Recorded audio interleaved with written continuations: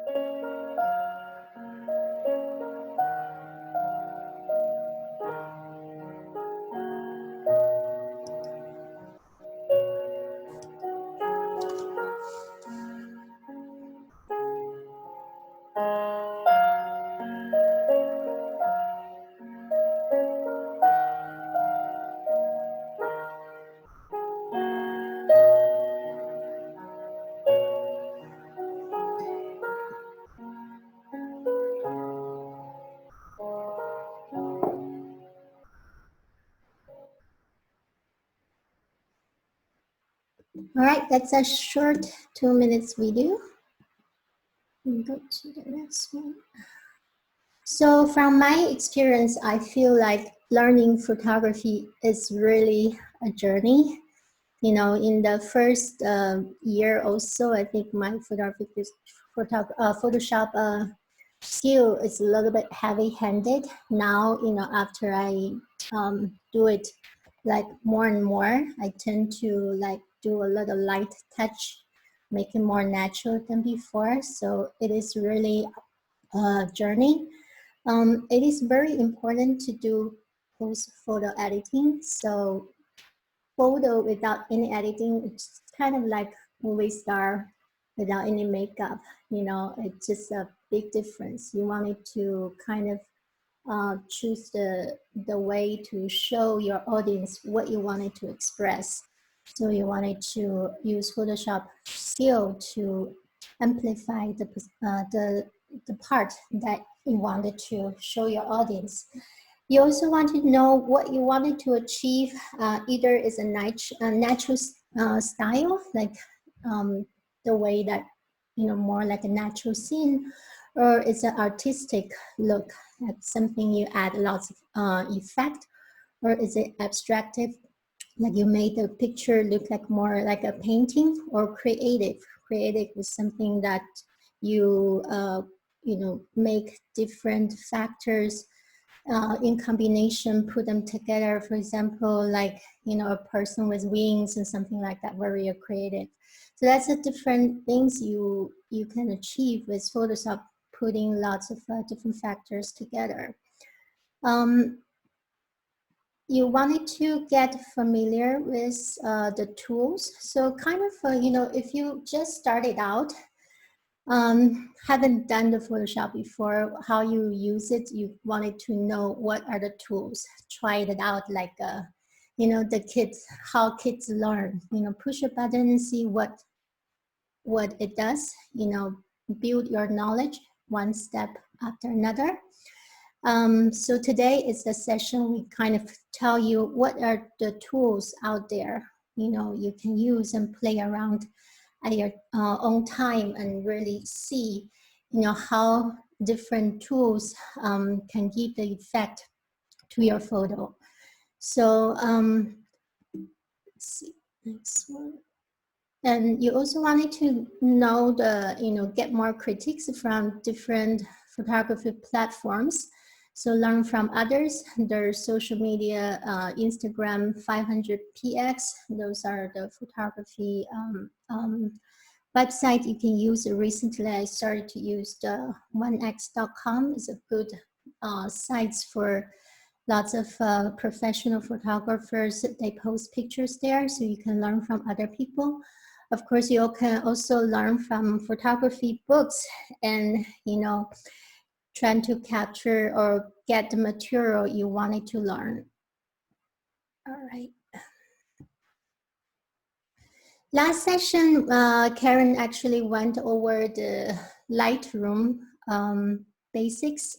So I only started to use Lightroom after my Antarctica trip. Before that, I was, you know, using Photoshop exclusively. But then, you know, this January I went to Antarctica and I find out like 8,000 photos is really hard to, you know, screen them, choose the ones I wanted to edit in Photoshop. So I started to use Lightroom and started to, you know, label them and do an initial photo editing in Lightroom and then transfer to Photoshop. I feel this is a quite a lot better, you know, approach. So starting from Lightroom basic editing, basically when you choose the photos, you check the focus, make sure it's sharp, right? And I would do like a composition testing to see whether, you know, this is what I wanted to put my stuff in. Sometimes I would recrop it, make it like nicer composition. In Lightroom, I also like to double check on white balance and, you know, really pay attention to the histogram. I'll show you when we get to the hands-on portion. So after this initial Lightroom editing, I usually spend about like several minutes there, not long for each photo, not long. And then I right-click, send the photo to edit in Photoshop. So in Photoshop, there's several main questions I ask. You know, what kind of photographs are you doing? You know, what is the purpose of it? It is a landscape or nature or, you know, portrait. What is the purpose of, you know, depending on the purpose, you can do it different way, because if you use the photos to send for competition, there's certain requirements you have to follow in your output, so you can do certain editings. If it's just for leisure, then you can do anything you want, but still in output you don't want it to output very large photos. You want it to output to a smaller size that fits the social media platform. You also wanted to, ask yourself what do you want it to tell your audience when you took this photo. What is touching? So this is like an idea, what kind of idea you wanted to tell people when you show this picture to the other people. And the third question is, what is the mood? It is peaceful, or warm or cold? What kind of emotion this picture can give you? So that sometimes give us direction in how to edit this photo into the final product we want. And then after you get these 3 questions right, and then you can work on the details and everything else with these answers to about questions in mind. So this is one of the practice photo I sent to you guys. I know, I think we have a group of people with different level of Photoshop skills. Some of you have not touched it at all, and you don't need to do the do the work, the practice as I talk. So just like follow through and see what's out there. For people who already have the Photoshop, knowledge, you wanted to, maybe see how I do it, then you can work on it as we talk about it, okay? So this is a rather under processed photo to start with. I basically deliberately choose some photos I don't like in the beginning. Just wanted to try to see what we can do. This photo is actually one of the first one I took on the first day of my Iceland trip. I think that's the first day I touched the digital camera at all. So very, bad skills. So we're trying to see, but the weather was good. It's a beautiful sunset day. When I took the photo, somebody walked into the picture. So we're going to learn how to get rid of that person. This is after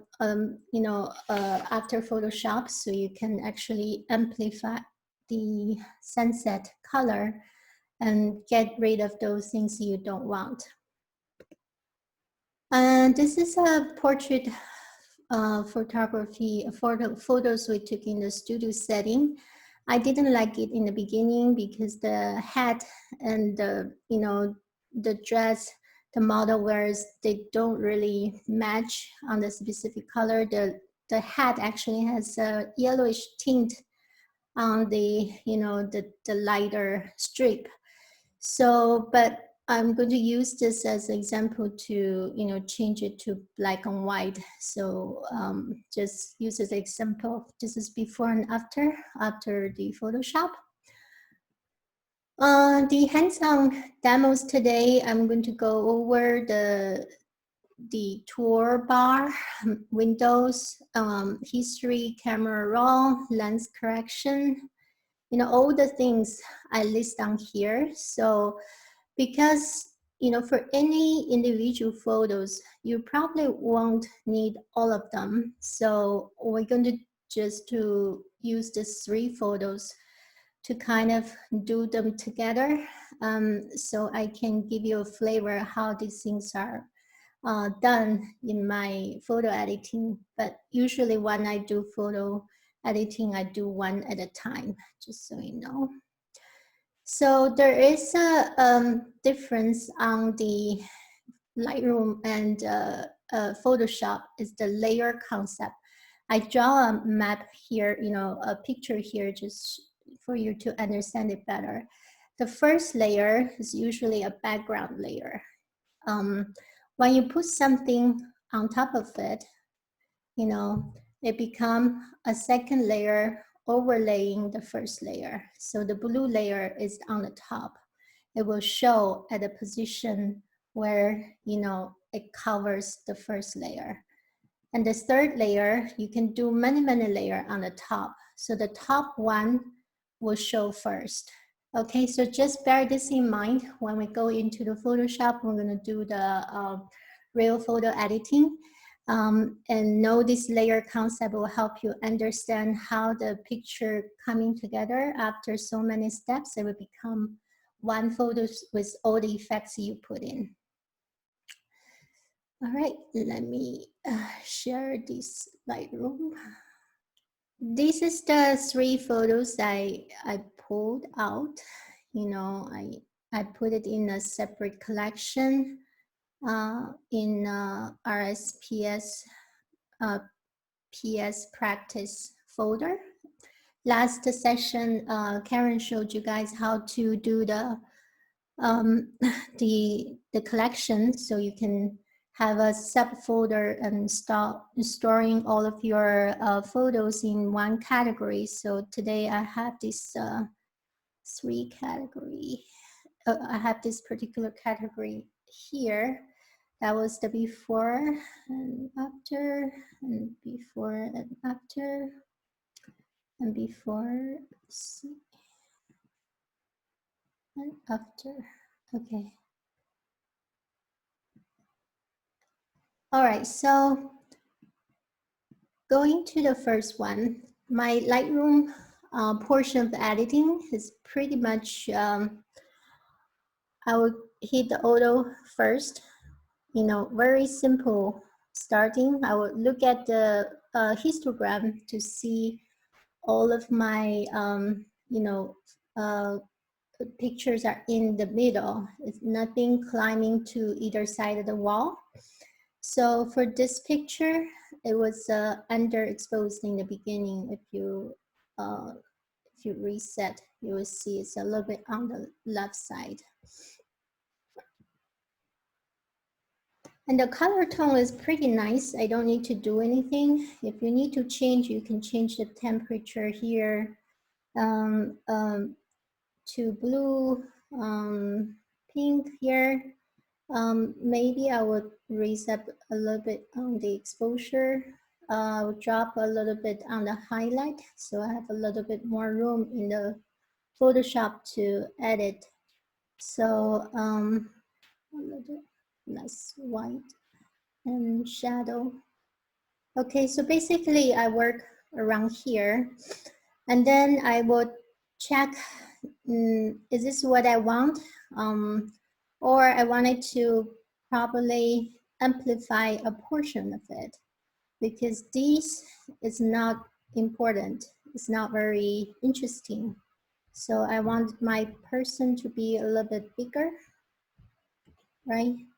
I don't want it to be right in the middle. I want it to be a little bit off center. And you can also rotate to, you know, get you a better composition. So this step, I will check my composition, make sure I like what I'm seeing here.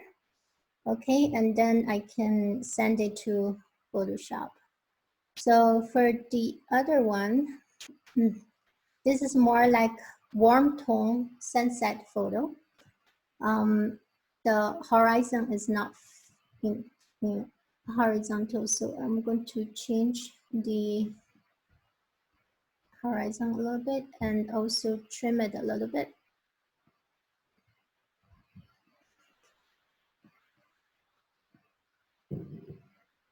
You probably don't want it to do too close to the central subject, because you wanted to give yourself a little room for editing in case you needed to do like a dimension change. Somehow it's a little bit strange when I'm sharing this. It's a little bit slow. Okay, so now I'm more flat. You can hit auto. It's pretty nice. I will keep it. But you see here on the histogram, It's a little bit closer to the wall on both sides. So I'm going to drop the white a little bit to give me more room for Photoshop editing. I don't want it to be overexposed. And there's some areas that's a little bit underexposed. So make the black up a little bit. Try to make it in the center before I go into the Photoshop. So that's pretty much what I would do in Lightroom. For the portrait, I usually don't do auto. If you do it, you will see I kind of, calculate the background as well. So I don't want that to happen. So we don't do auto in the portrait. You want the background to be black. In the histogram, you see a big spike close to the left side of the wall. That's the, the dark background in the back. So I want it to be dark. Don't worry about that. And on the white part, I'm a little bit closer to the end. So I'll drop down the white just a little bit so I don't have the risk of overexposed when I do the photo editing. May drop a little bit highlight, but not much. So that's it. We can do a little bit cropping because we don't want this too high. So in the beginning, you can save a little bit more just in case you change your mind. You want to do a little bit, half body instead of the headshot. So you can leave a little bit more, and then you can make the decision in Photoshop what you wanted to to do the final cropping. So now I have all of these, initial processing in Lightroom. I send them to Photoshop just by right click, edit in Photoshop. Okay. I'm just going to share you. So I have the 3 photos loaded here. I got one quick question. Yes. Sure. I have my Lightroom in one computer, Photoshop on the other computer. So when I do the send, it doesn't go direct because it's on different computer. So how do I do? Can I just save it to a common share drive? Will that work? Why is it on 2 different computer? You can uninstall The and install in the one.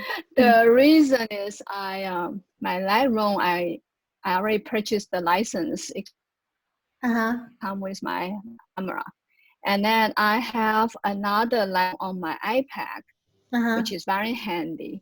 And my Photoshop is on the third computer because if I want to install in the same computer, it's asking me to uninstall my already purchased license. So it's in 3 pieces of the I see. 2 pieces in one iPad. So I was just curious how to link the two. You don't actually have to use Lightroom. I mean, I chose the Lightroom in the beginning just because our first lecture is on Lightroom. So I would just continue Karen's lecture, uh, telling you how to get, editing continuation from Lightroom to Photoshop. Um, So between, I can still save whatever you did in the Lightroom. I can still Yeah, you can save. save, or you don't even have to use Lightroom. I can show you how to do that step in Photoshop. The only thing that Photoshop All right. doesn't do is the categorization, organization. Right. Because that's missing. Right. You can still use Lightroom to organize your photo. After Okay. you categorize or put a label on them, you choose some photos. These photos I'm going to edit in Photoshop, and then you export. You can even export those raw file into Photoshop. Right. In Right. Photoshop, you can, when you import a raw file into Photoshop, it won't get to the view directly. It will get to the camera raw. So this is the camera raw. It kind of similar to what we Okay. do in Yeah. Lightroom. Yeah. Yeah. Basically, it asks you to monitor this. You can also do auto here and then change this exposure, uh, white Okay. and black. Also focusing on, the histogram, don't make it too on one side. So if Right, right. it's auto, sometimes I don't like auto because they would go very crazy on the color balance. I would like to stick with my own color. So, but it's up to you. If you wanted to have a little idea what the automatic, calculation will give you, that's a good starting point. You start with auto and then adjust from there. Okay. Okay. So Yeah. in the situation like this, you see the back horizon. Sometimes if you have lens distortion, this line may not be flat, you know. You wanted to make sure the horizon is flat. You can either do this one, draw a horizontal line, and it will change according to where you define your horizontal line is, and make sure you like what is preview here. Or you can go to custom, change these icons. So these actually make it more like a ball surface kind of change. So that's a removing distortion you can use.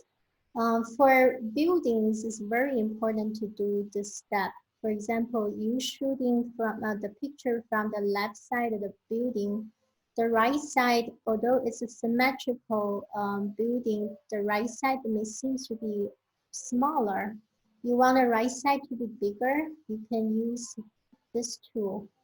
So horizontal perspective, you can change that, make the right side a little bit bigger, right? Um, Sometimes you shoot the building from bottom up. You wanted the top to be a little bit bigger to make it look more like a real situation. Then you can do this way to make the top look bigger. So this one, we shoot it from below, then we can do this to make top, uh, a little narrower. But don't do too much. For all of these, you wanted to do a little, only a little. If you do too much, it may remove the depth of field. So basically the things that's closer to your eye is supposed to be bigger, right? Although this sculpture, it may be symmetrical in the real situation, but because my camera position is more from the left, you can't change your right side to be equal size. Otherwise it's not real anymore, right? So I'm just going to just show you what it does. In this picture, you actually don't need to do that much. You can also do here, you choose, this is called marquee tool. Basically, you click on it, you can choose the whole picture, right? And then you right click, free transform, and you do crop. In the crop, you want it to lock to original ratio. This is another position you can recrop, work on your composition again. So to make it a little bit more amplified in the middle, right? And you can also change horizon here by using this rotation button, right? That way you can get the horizon to be straight on. Okay, so this one, the same thing.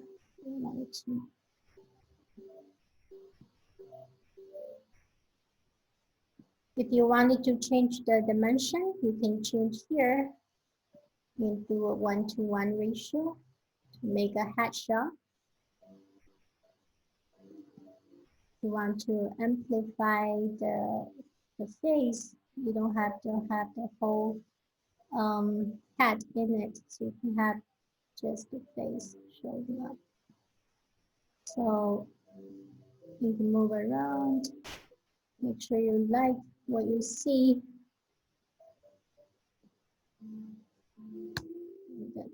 Enter. Maybe a little bit more.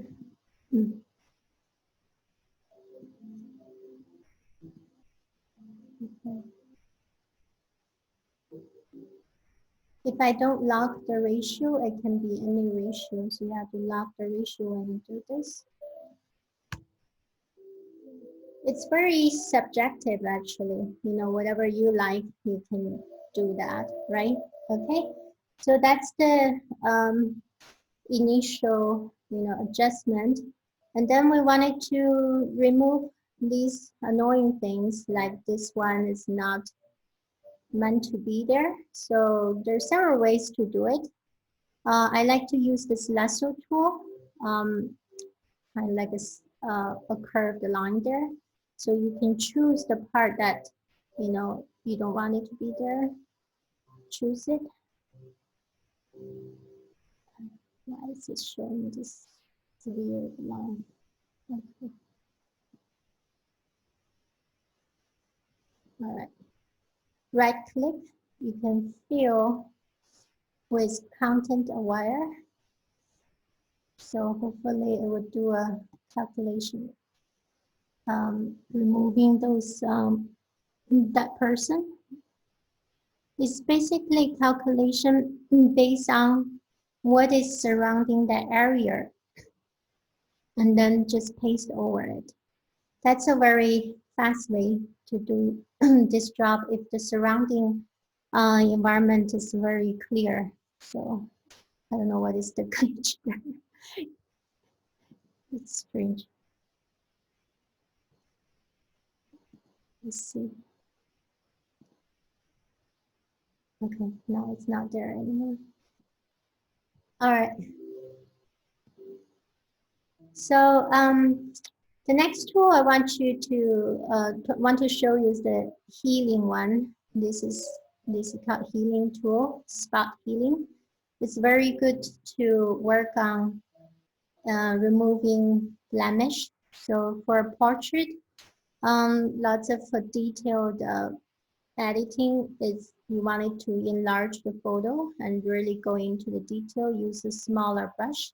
So I have the Mac computer. So enlarge or decrease, I use my pad. For Windows, there is Explorer you can use. In here, I think no, Navigator. You can use the Navigator to change the size of the picture, okay? But for Mac, it's easier just to use the pad. You can use the bracket button on the keyboard. The left bracket is making it small, I think. Yeah, the right bracket is make it bigger. So that's the size of your spot healing tool.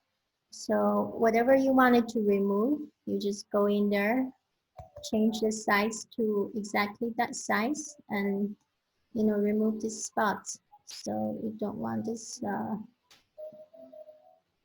imperfect place. So right there, the little spots. Some model has some tattoos on the body. If you want to remove, that's also you can also use this. So this one is a little scar tissue. Okay, so you get an idea how to remove blemish. All right. So that's the first step, is to clean your photo. All right. And next, we can work on them one by one.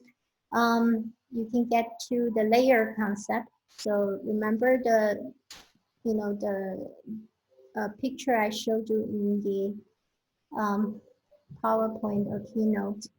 You can put down layers on the Photoshop, make them, editing one layer after another, and then additive result will be your final result. Our first layer, I usually like to start with level, okay?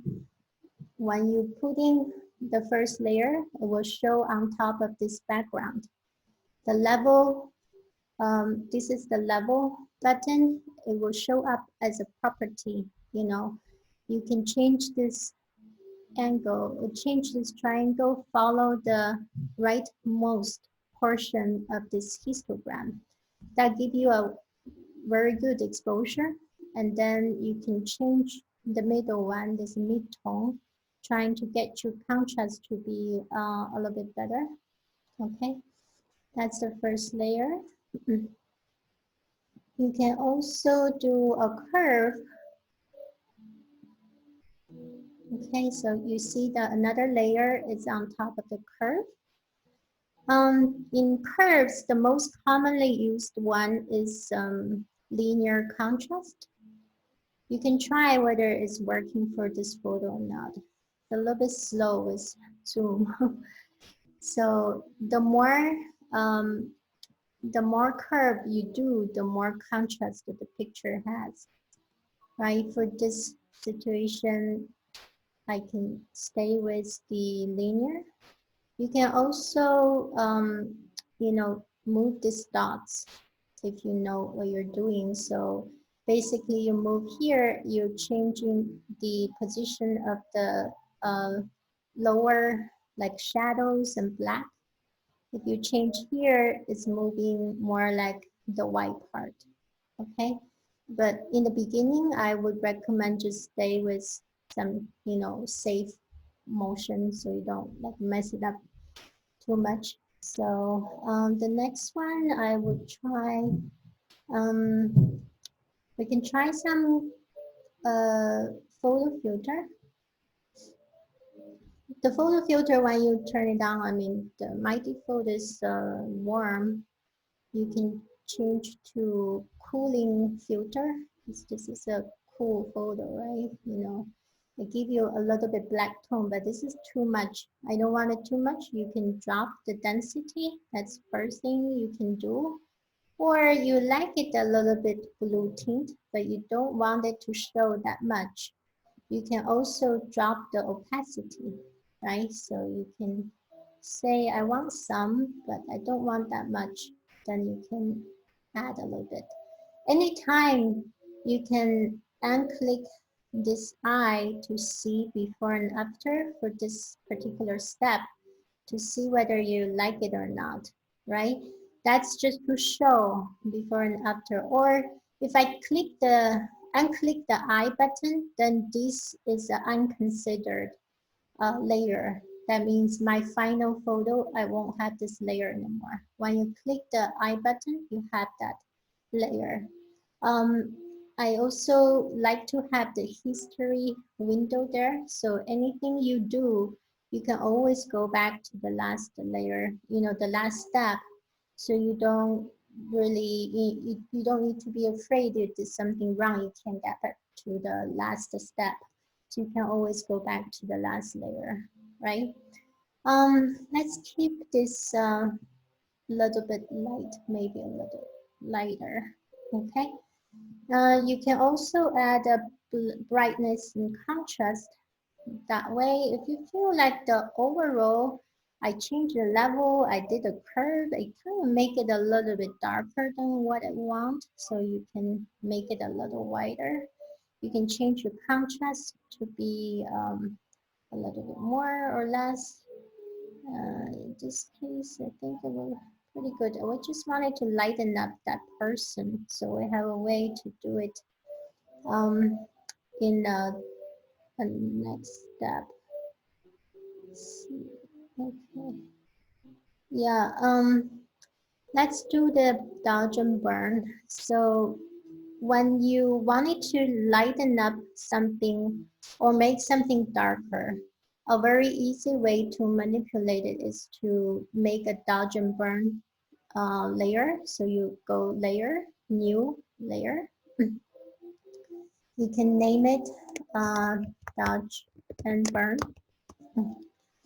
and make the mode to be soft light, and that would fill with soft light neutral color 50% gray. So always remember to click that and click OK. So now you have a dodge and burn layer. This layer, whenever I use brush on the picture, it will either give me white or black, depending on where I am on the top. Does it make sense? So let me show you. So I have a brush highlighted here. Now I have white on the top. So I will just use this brush to really brighten up the person in the middle. I make the opacity to 9%. If you want it to be faster, you can make it like 20% maybe, because this need a lot of wiping. I believe this is the most important step of the Photoshop. So it kind of like give you a way to manipulate the photo like artist. So you use this brush like the way the painters use the paintbrush, right? So I make the person brighter. I also want the outside to be a little darker. So you want to change the top layer to be the black layer now. So quick switch between white and black is the X on your keyboard, the letter X, okay? You can do X, now it's the black layer on the top. When I do black, I don't want it to be that much. So I turn down my opacity like 10%. So I make my corner to be a little darker to give the vignette effect. And then also, change my brush size quite often. I wanted to darken the part that's dark, and then lighten up the part that's bright. So make sure you always, pay attention to what is on the top. Now I want the white to be on the top, so I brush on this, make it whiter. And I also want the snow to be white. The snow's supposed to be white, right? Okay, so you brush, brush, brush. This is the fun part. So you kind of just like digitally draw there. So darker, make the darker part darker. Okay.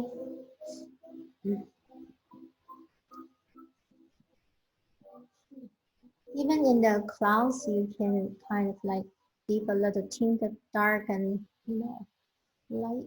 All right. So you can always like go back to history, check before and after, and know what you have done so far, and is it something that you're happy with, right? You can always do more. If you're not happy, anything like you wanted to change, you probably a little bit more dynamic on the top. So let's see whether we can increase a little bit of contrast on the top. Yeah, this particular photo, I mean the clouds does not have that much detail. We can use other tool later.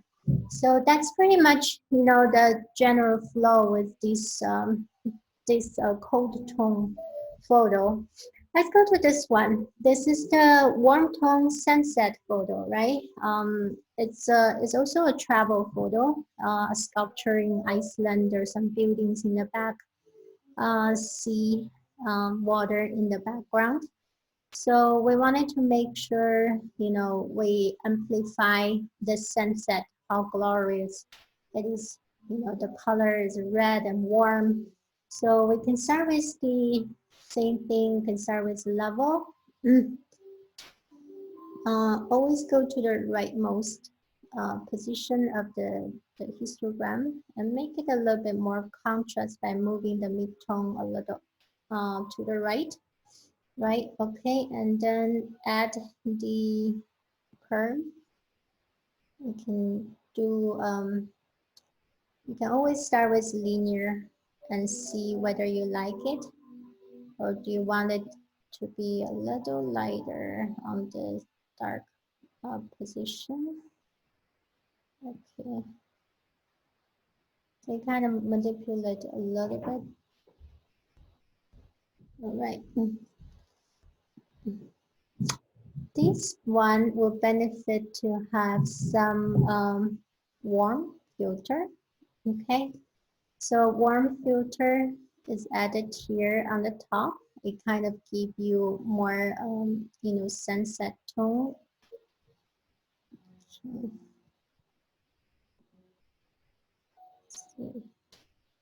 Let's see whether we like it. Maybe not so much. If you feel like you like it, but it kind of want it to be in between, you can always change the opacity, So the effect that you put in there is not going to show through completely. It's only going to show through 20 some percent, the percentage you put in, right? We can put in the black and brightness and contrast, lighten up a little bit, and then do a little bit more contrast. This one, you can also add the vibrance layer. The vibrance would really give you a chance to make the photos more vivid color. So you can try a little bit. I would recommend not to do too much because you don't want the photo to be too fake. Okay, if you like over here, that's really, really fake. So within 10%, that will be the most I would do. Okay. Let's see. And then you double check, is that what you want? By clicking to actually reduce this saturation. Let's add it a little bit back. All right, and what else you can do? You can do color balance. So color balance is like the overall, the whole picture. Do you want it to be more blue? So you can make it a little bit more blue. You can make it more red here. Okay, also be careful because this kind of manipulation is over, it's for the whole picture. It's not selective editing. So if you do too much, it may make it worse. So you will need to learn the layer mask skills. In the end, I will touch a little bit on the layer mask. So you wanted to do selective editing. Basically, whatever the function you're doing now, it's showing in the first circle here. So this is level, curve, and this thing next to it is called layer mask. When it's white, that means 100% or whatever specified percent of that function is applied on the photo without any compromise. If I make any part of this white mask darker, or I kind of like erase it off like an eraser, it will remove that part, only only show the function to the part that has the white portion in it. I don't know whether I make it I make myself clear, but in the end, I will show you a diagram in keynotes to explain what is the layer mask. But beginners, I think you probably would want it to stick with this side. Don't touch that. That's more complicated. If you're using layers for quite a while, you want it to really limiting your photos on certain areas, you can start to use layer mask. So I'll just show you one thing. For example, for this photo filter layer, I added a right layer, but I don't want this warm filter to affect my thing, my picture on the lower part. So I could use a gradients tool, but make sure you're on the white right here. I use a gradients. I can drop a gradients layer mask here. You see here? So that means in this particular layer, I only apply my function on the top part of the picture, not the bottom part of the picture. So that is the concept of layer mask. I only show just a little bit beginning so you can have an idea, okay? Another way to use it is to completely darken it. So for example, I'm going to make it more dramatic so you can see what I'm talking about, right? So if I use a paint bucket here, and I can change this position to black by pressing the X on the keyboard. Then I just load it on the whole picture. Let's see. Why is it showing strips? It's supposed to be loading the everything. Okay. All right. So now I have a completely black layer mask here. That means this step, whatever I call the function on, this step is completely killed. That means I don't want it. Now is the time I can selectively apply this layer to the position I want. So now I can use a paintbrush, change my layer to be white. Then I do this brushing. Or make sure your opacity is higher, otherwise you won't see any difference. So then you brush on it. So wherever you brush, you will see in this um, layer mask, the position that gets wider, that means only that part, you have the function, what you call it for. So right here is a photo filter.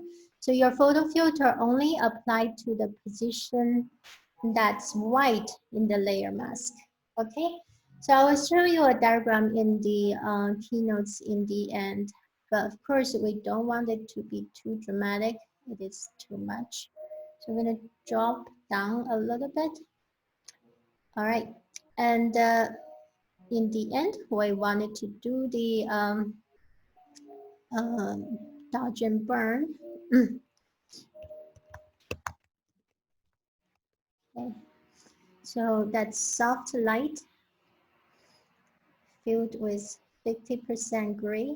Okay, it's always important to do dodge and burn. I always like to put it on right on the top. I want my sculpture in the center to be a little bit brighter, so I can completely lighten up like this. Just brush, brush, brush.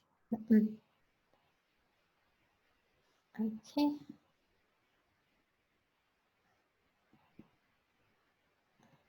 Maybe too much here. I want a little vignette effect.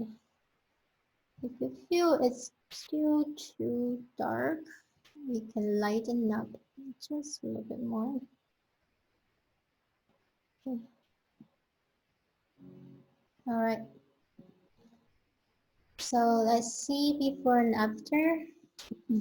Right, that's the before, and this is the after. Okay, so let's look at the portrait one. We remove the black dots and blemish. Now, because the main problem I had with this photo is I don't like the hat, you know, it's not completely white. So I would like to change it to black and white. There's so many ways to change a picture to black and white. I'm just going to show you one way is to use a filter here called black and white. Okay, so the good thing about this black and white filter is I can control the different channel, how much different color uh, affects the final black and white or gray. So because I know I have a yellow hat, I want that yellowish tint or tan colored hat to be more bright, more white. So I change the yellow color up. You know, I trying to match this color with the shirt color, right? So to make it kind of similar, right? And you can also change the red color because the skin usually has a little, you know, red in it. You can make it whiter or darker, up to you. So whatever final result you want it to be. Uh, so be careful because when you change the yellow, it also change the face a little bit because the face is a little bit yellow, a little bit red. I like the black and white on the head is showing a little bit better in this picture. Um, I don't do level curve at all for portraits because for facial structures, you don't want it to show too harsh, you know, expression, right? If you do level and curve, it will make it more contrast, make the person's skin not so soft. So we can do a little bit dodge and burn though, you know, depending on how much you wanted to manipulate the shadows and stuff. So dodge. Oh, that's the I forgot to add the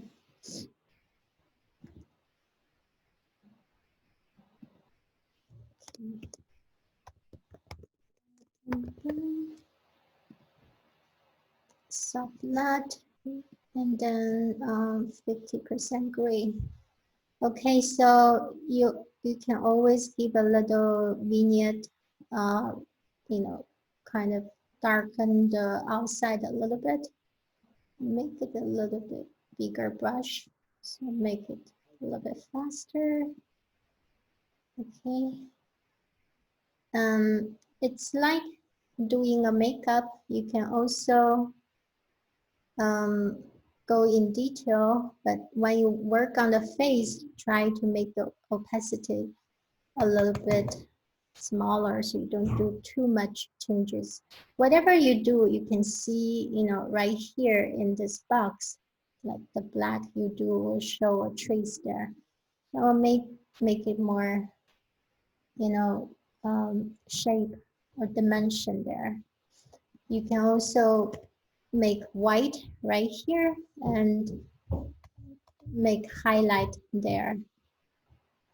I don't do portraits a lot, but that's something you can do. All right, so basic editing tool is like this. You can always have extra help by installing in extra filters like Neat Collection. So I'm going to show you a little bit on Neat Collection because I think it's pretty important in my photo editing workflow. So because we do a lot of manipulation already, I would like to merge this layer together. You can do merge visible, so getting every layer together right here, merge visible.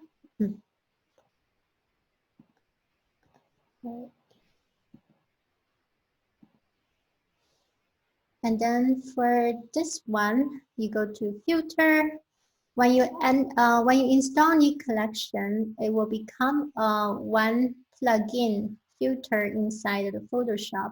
I'll get you the places where you can download this. The places, the one I like to use is called Color Effects Pro 4. This is from before, so I don't have anything right here. Let me remove this. So, okay, so there's a collection of all kinds of filter in here. You can click on all to see all of them, or you can choose based on the category of your photo. This one, you can choose nature, or, basically it's a subset of all right. For this one, let's try the darken, lighten center. This is the one I like the most because they kind of give you a more vignette effect based on a center you defined. So you click on place center, you can place the part that you want it to be brightest in the center, right? And then you can change, do you want it the center to be brighter? How much? Maybe 10%. Uh, the border, like surrounding area, you want it to reduce the light intensity, how much, right? So you can manipulate it to see, to get to the result you like. And you can also change the size of it, right? If you make it small, then only a small circle of the picture become lighter in the center. If you make it bigger, then bigger area become lighter in the center, right? So basically, you can do whatever you want. And you can unclick here to see the result. Do you like it or not, right? So it kind of give you more greetings in the clouds right there and give you a brighter center in here. So that's one thing you can try. There's also other filters. For this particular one, I don't think I wanted to try anything else. But for the warm filter one, the warm tone, you can do more things in Nick collection to make it better. It takes a little while to calculate. All right, so here is the after Nick collection. You can unclick the eye and see the result. If you like it, but you don't like it that much, you can reduce the intensity, okay? Like opacity. And then that will be like in between these two. You can, you know, manipulate it, see how much lighter you want it to be. All right. For this one, you go to Nick collection.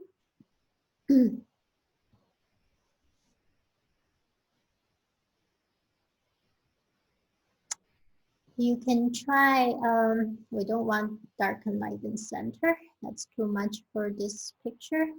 We can try toner contrast. Toner contrast is kind of give the result like really dramatic change if you use default. So never use default. You change the shadow highlight to the rightmost, and then you drop this back. So we can start with like within 5%. You don't want the saturation to be that much either. So very subtle change. If you do too much, it's not as good as, doing nothing. So within 10%, you can unclick and try and see to brighten up a little bit. Okay. I kind of like it, then we'll keep it. All right. Another thing you can add, you can do multiple filter in Nick collection. You can add a graduated neutral density. This is a good one for sunset and sunrise. Basically, it's adding a filter on top of this greetings filter on top of this picture. Of course, you don't want this much. So this is says upper tonality, basically reduce the light for a proportion for how much. We probably don't want it to do 25%. We want it to reduce just tiny little bit. Lower, do you want to increase or decrease? Maybe decrease a little bit because we, in the toner, we kind of brighten up it a little bit too much. So, and then blend is like how much you want it to change to be blend in your picture. Okay, you can do little or you can do a lot. Okay, you can put a little bit right there. So vertical shift is, you can change this. Let's see. The changes is not very big, so you don't see much because both are minus. If you have a plus, then you will see it better. The vertical change is basically how much until what position this picture is going to be affected. Kind of like a gradings. You change this vertical shift. You want it to be exactly right here on the top portion of this line. I want it to be a little bit, darker. On the bottom part, I want it to be a little bit lighter. Usually the sunlight part is more bright and the ground is darker, right? So you can also change rotation. In this picture, we don't need to because the sky is pretty bright. Sometimes you have a light from the side, only left side is like lightened up. You wanted to lighten up the other side, then you can change your rotation to be 90 degree, 270 degree to change the other side of the light, the picture, right? So these will change vertically, right? You can see how much. Default, I think, is at 180. That's pretty much like a horizontal. So then you can click it to see whether you like it. If it's too much, you drop it a little bit down. Okay, maybe, okay. You kind of like just try it out and see whether you like the effect, that kind of thing. The more filter you added in the collection, the more time it will need to, calculate. So when it finished the calculation, you have a final say, like how much effect I want by changing this opacity, right? So you can unclick it. Okay, I think I don't like it to be too brightened up here, right? If you wanted to see, like I like the sky, but I don't like the ground, then I can add a layer mask.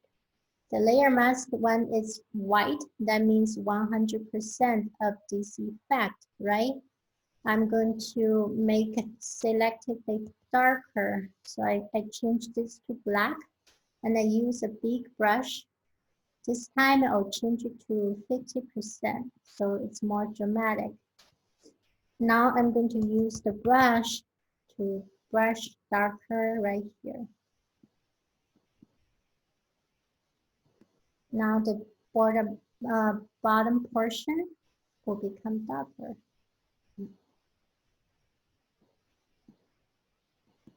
Okay, so that's the layer mask concept. And it's still too much change. Let's drop the change down a little bit, okay, to make it more natural. Before and after. Now it's pretty sharp, subtle. So history, you can go back to the original and before and after, right? Let's go to the portrait. This one, the collection has some portrait function or editing portion. You can also do, there's a special program called Portrait 3 under the Imagenomic company. You can buy. I did a trial before, but I don't use portrait too much, so I didn't buy that one. People who like to take portrait, you can try it out. There's lots of ways to manipulate to make the final result of the portrait more artistic. So for portrait in Nick, you can click on portrait. There's several things you can try. I definitely do not want to try these ones. Those are not for portrait.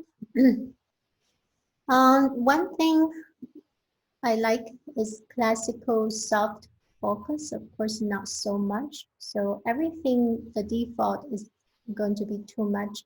So you're going to reduce it down a little bit. It kind of give the facial structure a little dreamy, mysterious look.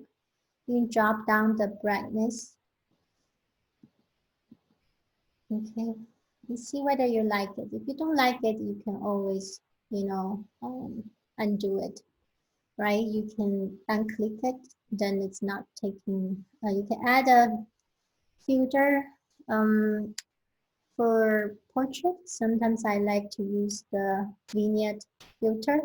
Again, you can place the center, I wanted the center to be more on the head, right? I want my facial structure to stand out more. Opacity, you can reduce the blackness like to your liking. If you just want the head to show, you can do more or less. So this way, I think it make it the head not so catching, right? You can also drop the size or increase the size depending on how much you want it to show, right?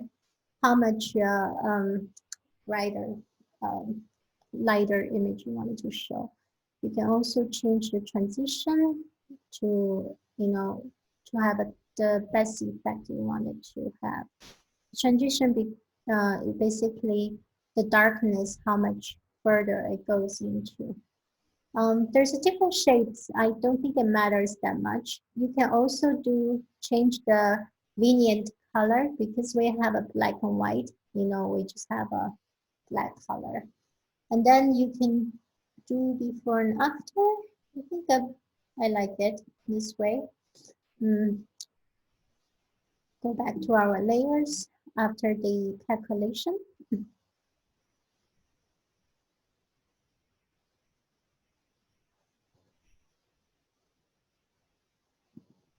Okay, so before and after, I think I like it. All right, so pretty much it is the workflow right here, but in the end, just remember when you do the, let's see if there's somebody asks me question.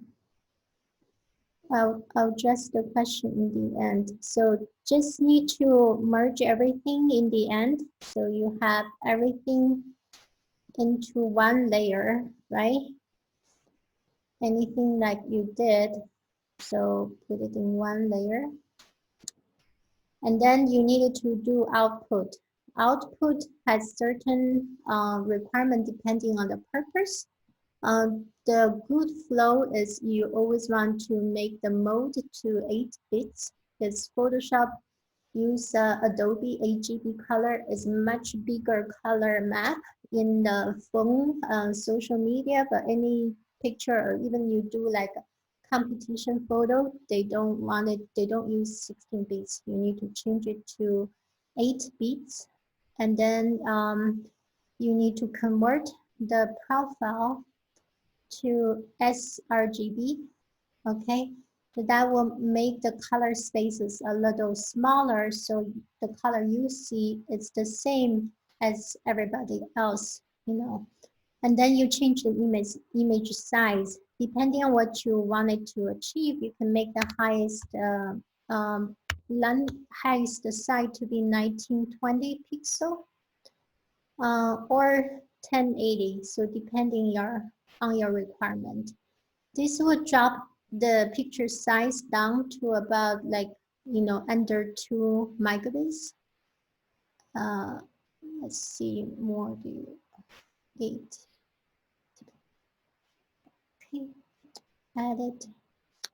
Convert to profile.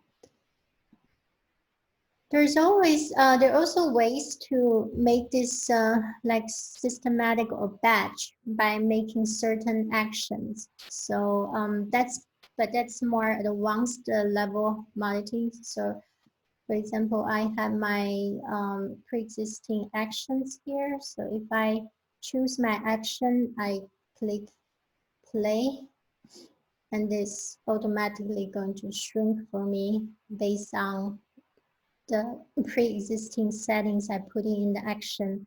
If you look at the history, this is what I did, what the action did. I merge visible layers, I change to 8 bits, I convert to profile, I change the image size to what I want, specify in there. And I also put a noise where in there. So that's a noise removal. Noise removal, I use the image imagenomic noiseware. So this is actually pretty good noise reduction software. You can see the facial structure from this to here. For portrait, very important not to overdo, because if you do too much, the face will become a plastic face. You can also choose the portrait setting, see whether there's any change. And if you know what kind of result you want, you can also change the settings, luminance, color, how much smoother you want it to be. Okay, so it'll make the face much smoother than it was. Okay, so let's use my pre-existing setting for this one. Okay. All right, so that's pretty much the demo for the post-photo processing. I just wanted to show you one more thing in my diagram about the layer mask. Can you see the my keynotes? Yes? Yes. Okay. Oops. Okay, so what is layer mask? Layer mask, it's always in black and white. The white, it's like 100% yes, whatever the function you do in the beginning. And the black part is like eraser. So for example, here we have layer 1, a pink or magenta rectangular box.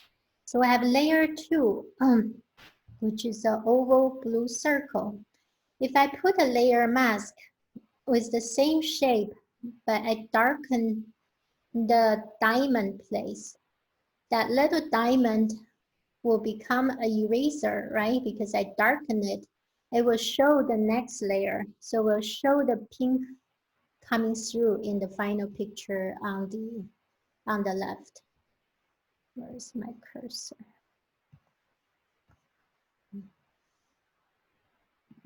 Okay. I think if I make it full screen, it doesn't give me cursor. Let me go right here. Okay. Now I have another layer.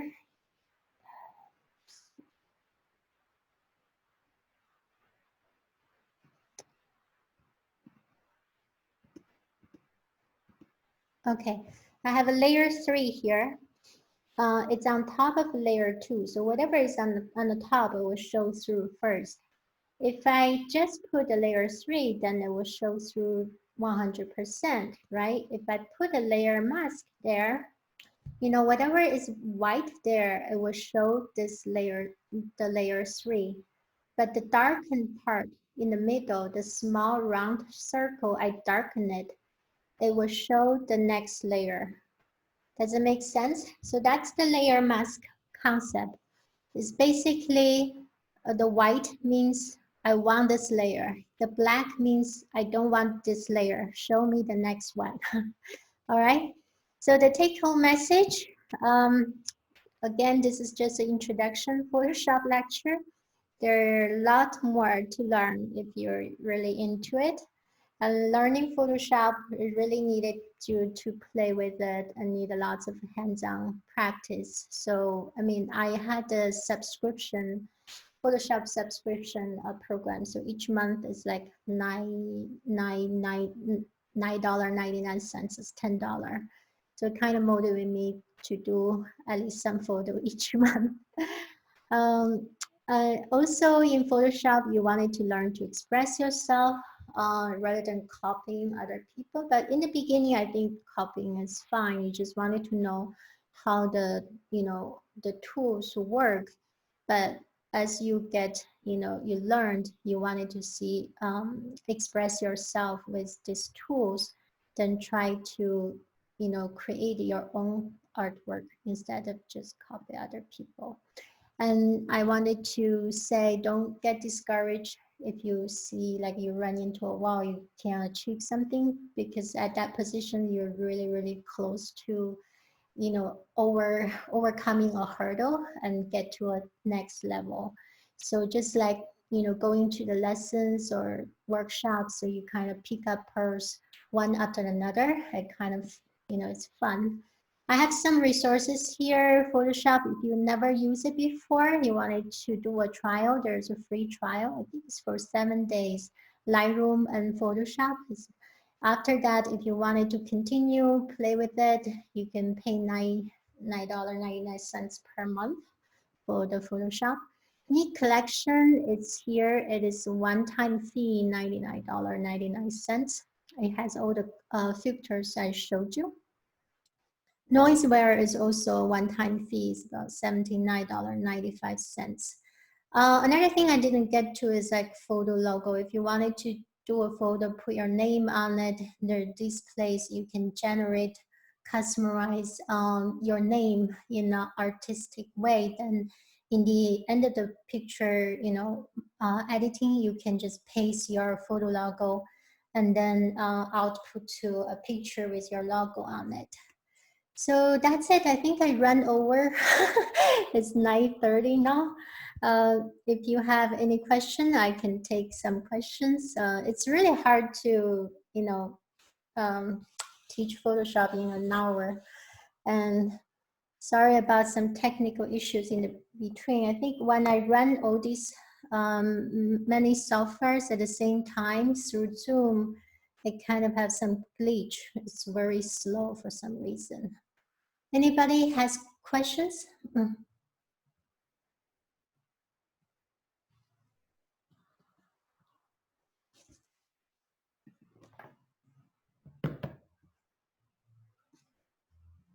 Nobody has question?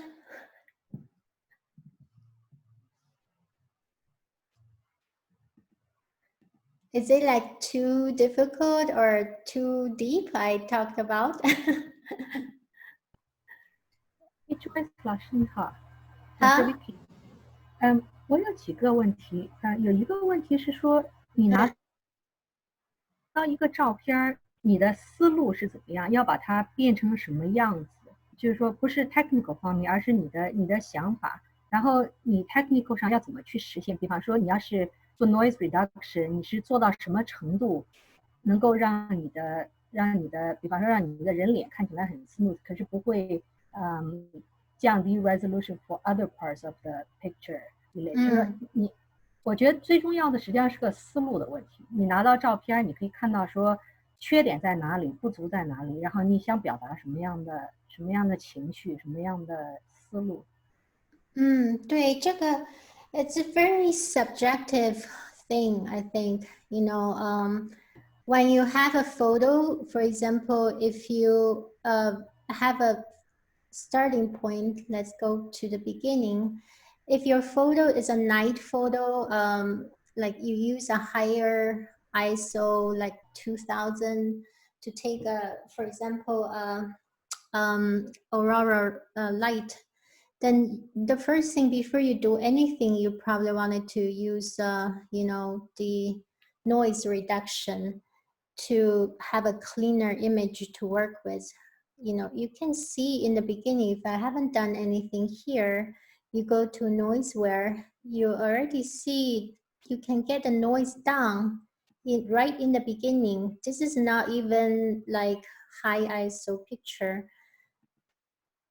My focus point is on the person, so the person's more clearer, but the background, it has some noise. You can always, do noise reduction.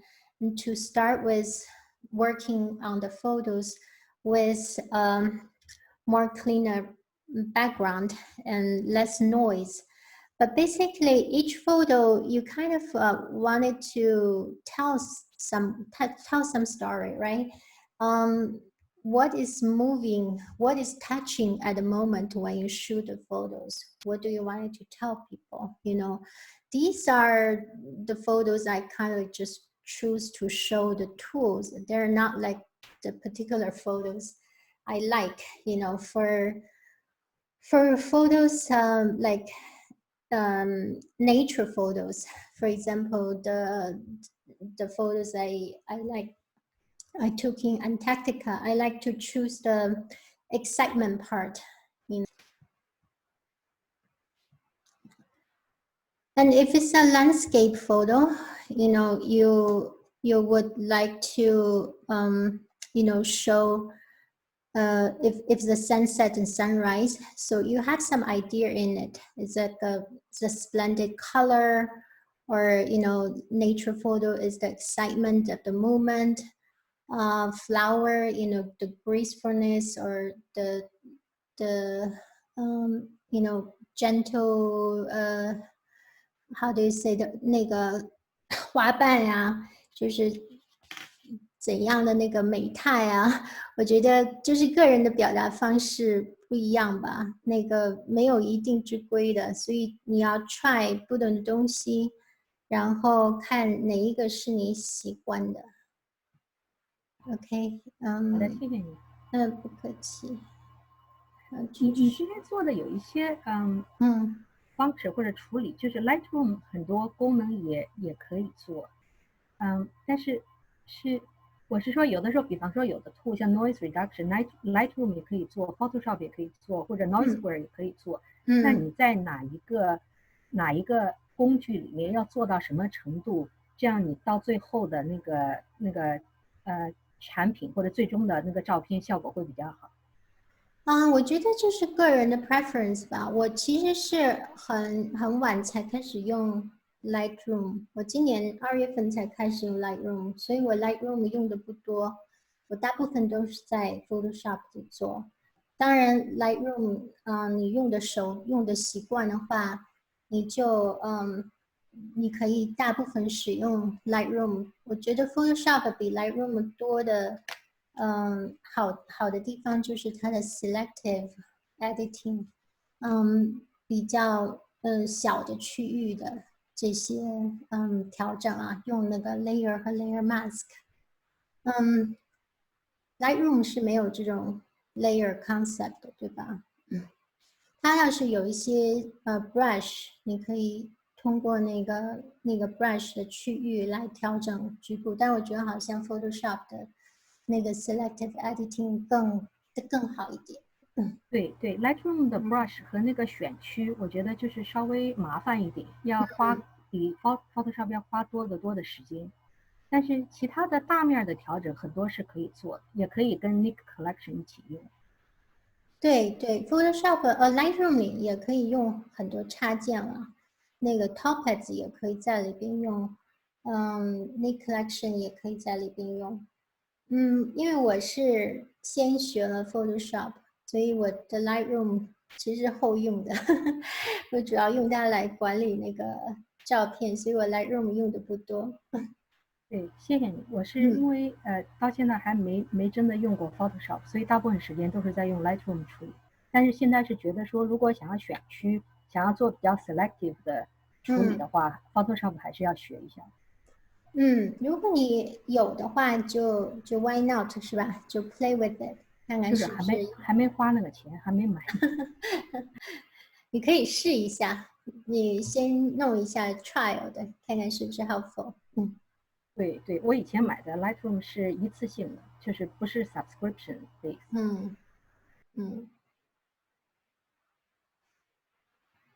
好，还有没有别的问题？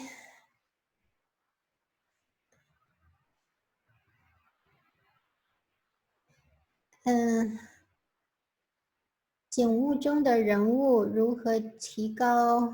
如何提亮人物那段没有听懂，就是 Dodge and Burn 的那一段是吗？Dodge and Burn，中文我还真的不知道是什么，反正就是一个是提亮，一个是变暗的意思。我再来一遍这个地方哈，看到 Photoshop 吗？看到 Photoshop 我会加一个layer 哈，我把它起名叫 Dodge and Burn。然后呢，这个 light 呢，我用 soft light，因为要 gentle 一点。Fill with 50% gray. You always click on that. Okay. Did I destroy? I thought I named it Dodge and Burn. Why is it not showing up?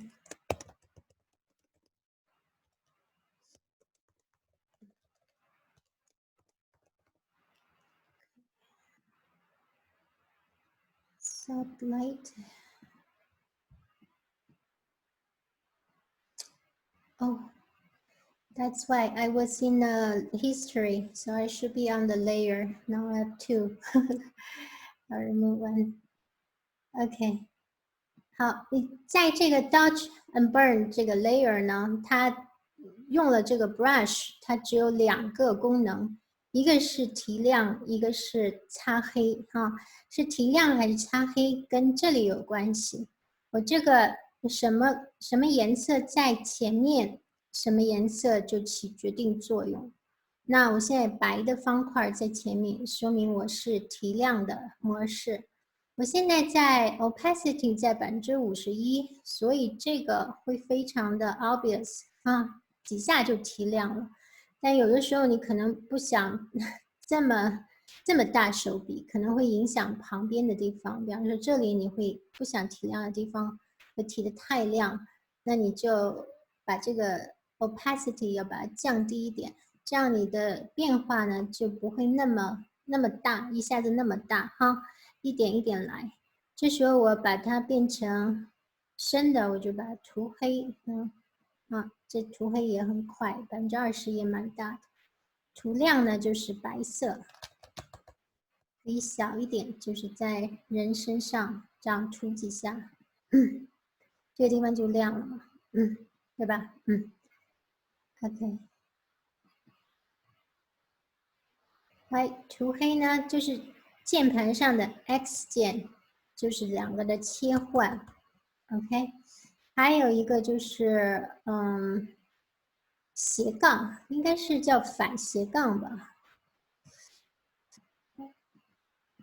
哦，那个是在 Layer Mask 里边，在 Layer Mask 里边，如果你想看你是哪部分被修改了，你就你可以用反斜杠来看被涂改的部分。OK， 好，这个就是怎么把这个区域涂亮的方法。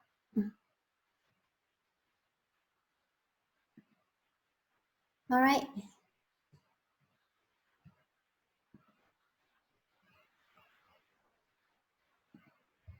好，还有没有别的问题嘞？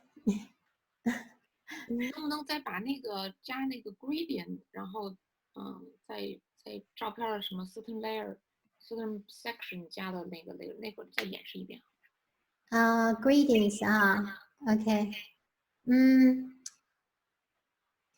go back to Photoshop。let's see，我基本上把刚才的那个 layer 都 remove 了。let's go to the other photo。We go history, we find a step before the merge layer. So we have all the layer there. Okay. Alright， 我现在把它做一个比较夸张的演示，这样你好看到是什么样的变化。Let's use the vibrance layer。比方说我要 vibrance 很强，达到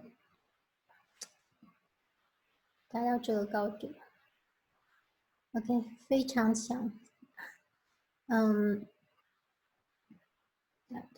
，OK， 所以呢，现在这个 vibrance layer is in the function。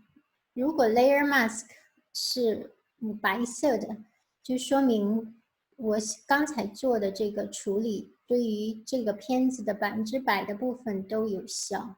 那我现在想要这个部分，我只留在天空或者只留在地面就有2种方法，一个是我就用刷子把它涂黑，那它就是一个 hard stop 我可以按键盘的 X 就切换到涂黑的模式。那你的这个鼠标要放在 Layer Mask 上，然后用刷子，这是一种方法。我可以刷天空，这样我们看得比较清楚一点。注意这个 opacity 要强一点才看出效果。OK， 你这里可以看到 Layer Mask 里边很多部分被涂黑了，那涂黑的部分就是这个，前面这个 Vibrance Color 不显现的地方，对吧？这是整体涂黑的方法。那我如果觉得就是左边那个 gradient 的地方。对，这是一种方法了。如果我想要 gradients 的话，现在是7筒了哈，我把它还回原状。OK。gradient 其实是一个道理，跟刷子是一个道理。我现在这里有一个区域是黑的，我先把黑的都去掉。比方说我这个 gradient 我想要天空是这样子的，地上不要，那你就跑到这里，这个是paint buckets， you wanted to use a gradient tool， OK， gradient tool 呢，你现在是白色，我可以把它涂黑，因为我后面的 layer mask 是白的，所以只有涂黑才有任何作用，对吧？你涂黑呢，我这里是黑掉的，只给上面，看到了吗？这里就是下部分被去掉了。那我如果是从上面给 gradient 的呢，就上面这个部分就会被涂黑，它的前面这个显示出来的这个就不在了，只有下面才显示。你要看是哪一部分是起了这个作用呢？你要摁那个键盘上的反斜杠，你摁了反斜杠，发红色的部分就是我涂黑的部分。OK， 你再摁一下反斜杠就没有了。怎么样？是不是 clear？ 很好，谢谢。就是你哪一步都是可以做的。比方说你 color gradients， 你也可以加 gradients， 但也不一定，就是看是什么样的 filter 是不是需要，不一定这个 gradients 就是 the best tool。有时候你可能刷子就 OK 了gradients 还是比较 rigid， 因为它还是一条一条的嘛。这个用刷子是你可以比较选择性刷任何的地方。OK， 好了，如果没有别的问题的话，我们今天就到这里。谢谢大家参加。有什么问题的话，我们在课后交流也可以。OK。好，谢谢 Joyce。好，谢谢，好，客气，谢谢。不客气，拜拜。好，再见，晚安。拜。拜。